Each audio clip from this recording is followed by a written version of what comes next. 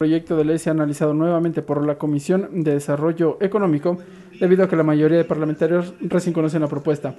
En el uso de la palabra, el legislador John Vinuesa. En el año 2016, un mes después del terremoto, estuve en Manta analizando los factores que desencadenaron las afectaciones en los edificios, producto del terremoto. Y encontramos en ese estudio que reposa en el Instituto de Altos Estudios Nacionales una correlación directa entre el nivel de afectación de los edificios y la formalidad de la economía.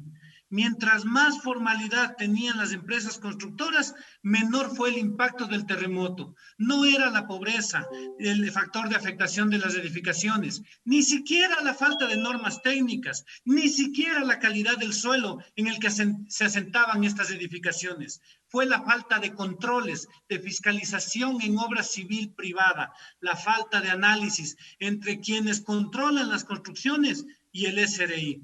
Este tipo de conocimientos solo se los adquiere en el lugar de los hechos, en el territorio. Y si bien las líneas macro las debe definir el gobierno central y los entes localizados en la capital, es en lo local donde se descubren estos pequeños detalles que generan estrategias efectivas. Es en lo local donde se necesita, por ejemplo, cuando se plantea un plan de turismo, que trabajen en conjunto el Ministerio de Turismo con sus planes y proyectos, el Ministerio de Salud o el ARSA, que certifiquen la calidad de los alimentos en los restaurantes que visitan los turistas, el Ministerio de Educación, que genere prácticas educativas pro turismo en la población.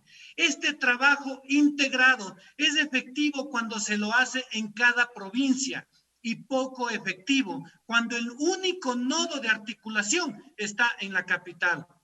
Por eso esta ley planteada en el 2016-2018 tiene absoluta vigencia, pues les da herramientas a Esmeraldas y Manabí para ese trabajo articulado en el territorio.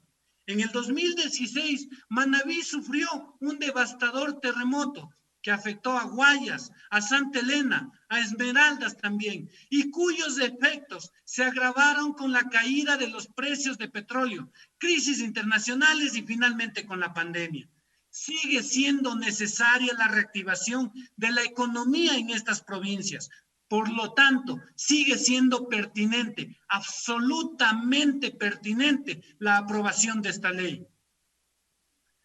Cuando esta ley fue tratada en primer debate, se eliminaron preferencias tributarias y otros mecanismos de apoyo económico contemplados ya por otras leyes. Se la pulió y finalmente lo que quedó fue la creación de la Unidad Coordinadora para la Reactivación de las Provincias de Esmeraldas y Manabí, la cual estaría conformada por autoridades de elección y autoridades de designación, y en la cual propongo como observación se añada un literal que diga, los representantes, literal o que diga, los representantes de la academia, cámaras y gremios legalmente constituidos. Un organismo que coordine las acciones en estas provincias en aras de la reactivación económica seguirá siendo necesaria mientras los índices de pobreza, violencia, desnutrición y otras estén marcados en líneas rojas. Quienes vivimos en provincias como Loja, Sucumbíos, Pastaza, El Oro, Los Ríos, Bolívar, Cotopaxi y otras, sabemos del deseo y la necesidad de trabajar coordinadamente con la academia y los gremios. Este literal daría la posibilidad, bajo reglamento, de que trabajen en conjunto el gobierno y la sociedad civil. Esta ley es buena para el desarrollo económico y social de estos territorios.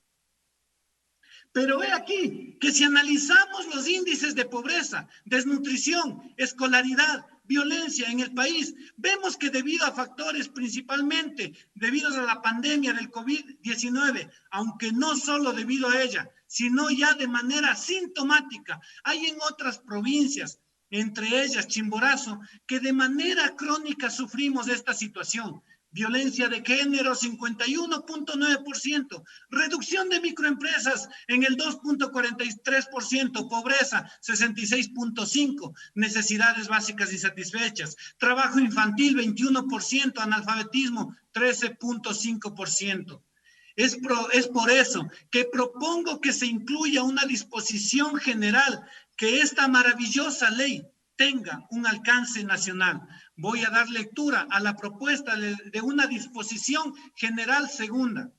Las provincias del Ecuador que consideren necesario crear unidades coordinadoras para reactivar su sector productivo podrán acogerse a la presente ley, para lo cual en la Asamblea Provincial conformada por las autoridades de cada provincia, constantes en los literales K, L, M, N del artículo de la presente ley, podrán resolver la constitución de la unidad coordinadora que la presidirá el gobernador de cada provincia como representante del presidente de la República, debiendo notificar su constitución y la convocatoria a la primera reunión a todas las instituciones que conformen la unidad coordinadora en un plazo improrrogable de 30 días contados a partir de su constitución, debiendo expedir el reglamento necesario para su funcionamiento y para el cumplimiento de los objetivos previstos en la presente ley.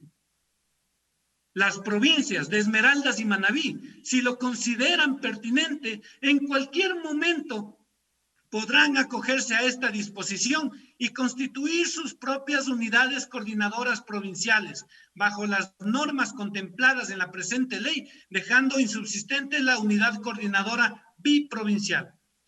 Hasta aquí el texto a ser incluido, con lo cual mociono que de acuerdo al artículo 61 regrese a la comisión para su análisis. Este texto es absolutamente coherente con el espíritu de la ley, es pertinente.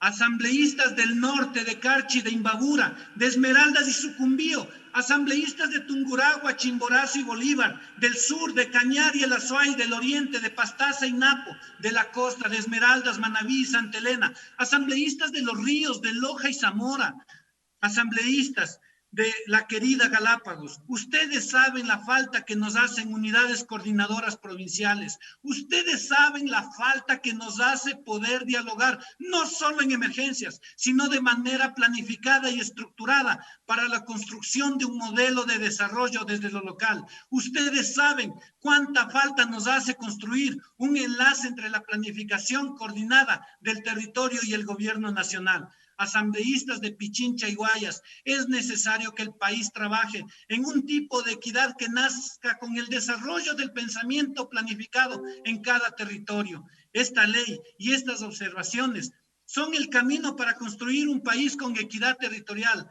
donde no existan ciudadanos de segundo y tercer orden por el único hecho de vivir en un lugar. Equidad territorial, otra forma de justicia social. Es mi palabra. Estoy haciendo llegar la moción por escrito ya modificada.